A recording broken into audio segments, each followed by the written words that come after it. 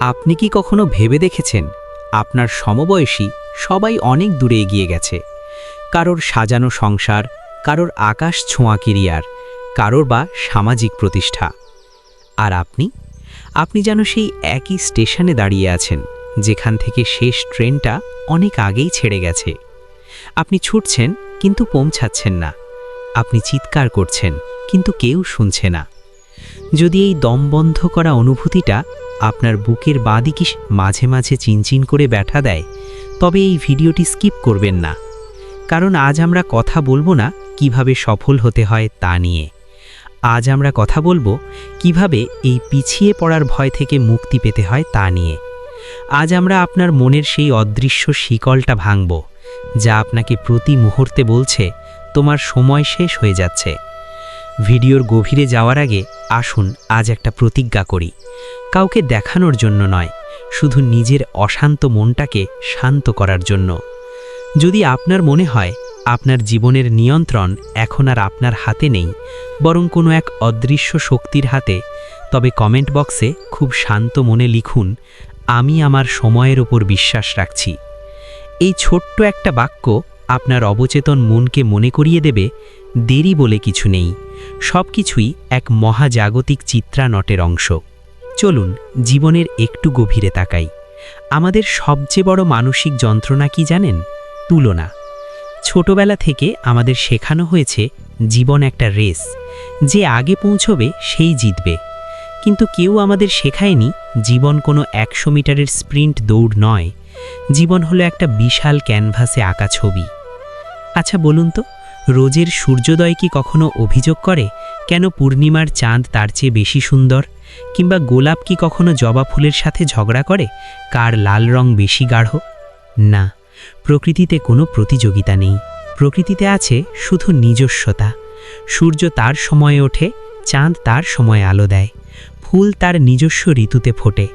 কিন্তু মানুষ, আমরা আমাদের বসন্তকালকে অন্যের গ্রীষ্মকালের সাথে তুলনা করে নিজেদের ব্যর্থ ভাবি। হিউম্যান সাইকোলজি বলে, যখন আপনি অন্যের সাফল্যের দিকে তাকিয়ে থাকেন, তখন আপনি নিজের শক্তির অপচয় করেন। আপনার ফোকাস সরে যায় সৃষ্টি থেকে ঈর্ষা বা হতাশার দিকে। আর এখান থেকেই শুরু হয় আত্মবিশ্বাসের ফাটল। আপনি ভাবেন ঈশ্বর হয়তো আপনাকে ভুলে গেছেন, তিনি হয়তো অন্যদের বেশি ভালোবাসেন, আপনার প্রার্থনার ফাইলটা হয়তো ধুলো মাখা হয়ে পড়ে আছে। কিন্তু কৃষ্ণ দর্শন আমাদের এক অদ্ভুত এবং গভীর উত্তর দেয়। কৃষ্ণ দর্শন আমাদের এই অদ্ভুত উত্তর দেয়, কিন্তু তার আগে আমাদের এটা জানতে হবে, কুরুক্ষেত্রের যুদ্ধের আগে ভগবান শ্রীকৃষ্ণ অর্জুনকে সময় এবং কর্ম নিয়ে এক নতুন দৃষ্টি দিয়েছিলেন। আমরা ভাবি কৃষ্ণ মানেই বাঁশির সুর আর রাসলীলা, কিন্তু আমরা ভুলে যাই কৃষ্ণের জন্ম কোথায় হয়েছিল? কারাগারে, অন্ধকারের মধ্যে, শিকল পড়ে।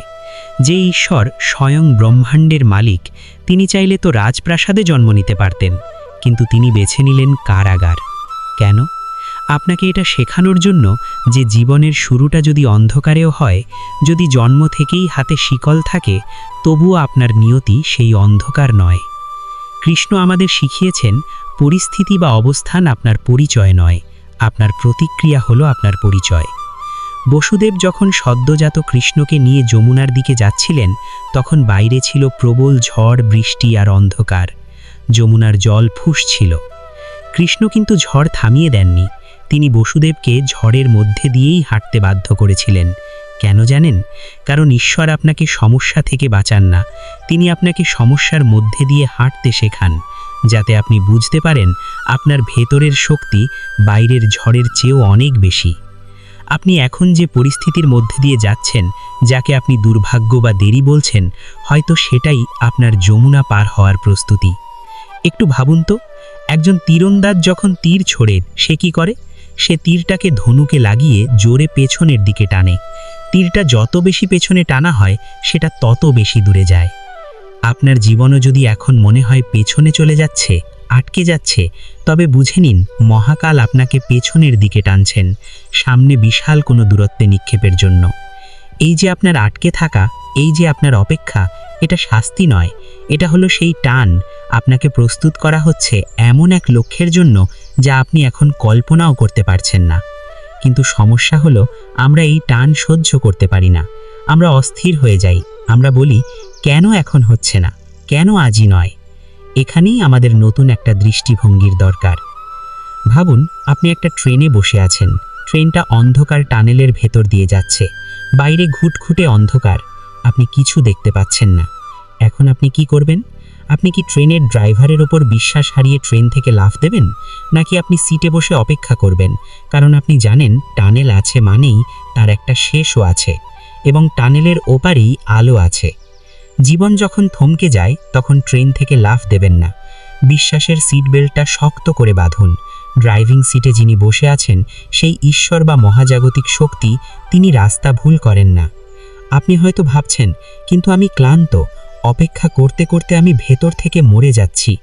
এই অনুভূতিটা খুব স্বাভাবিক, এবং এখানেই আধ্যাত্মিকতা ও সাইকোলজির মেলবন্ধন ঘটে। যখন আমরা ফলের আশা করে কাজ করি তখন অপেক্ষাটা যন্ত্রণাদায়ক হয়, কিন্তু যখন আমরা কাজটাকে ভালোবেসে করি তখন অপেক্ষাটা সাধনা হয়ে যায়। একটি মূর্তিকার যখন পাথর খোদাই করে, সে কি প্রতি মুহূর্তে ভাবে কখন শেষ হবে, কখন শেষ হবে? না, সে প্রতিটি ছেনি হাতুড়ির আঘাতে আনন্দ খুঁজে পায়। সে জানে পাথরটার ভেতরেই মূর্তিটা লুকিয়ে আছে। সে শুধু অপ্রয়োজনীয় অংশগুলো সরিয়ে ফেলছে। ঈশ্বর এখন আপনার জীবনের অপ্রয়োজনীয় অংশ, আপনার অহংকার, আপনার অধৈর্য, আপনার ভুল ধারণাগুলোকে কষ্টের হাতুড়ি দিয়ে ভেঙে সরিয়ে দিচ্ছেন, যাতে আপনার ভেতরের আসল সুন্দর মানুষটা বেরিয়ে আসতে পারে। এটা ব্যথা দিচ্ছে? হ্যাঁ।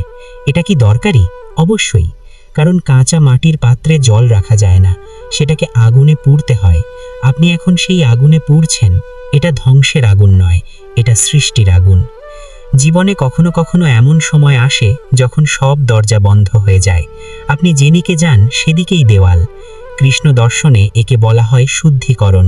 যখন ঈশ্বর চান আপনি একমাত্র তার দিকে তাকান, তখন সে পৃথিবীর বাকি সব দরজা বন্ধ করে দেয়, যাতে আপনার দৃষ্টি আর বিক্ষিপ্ত না হয়।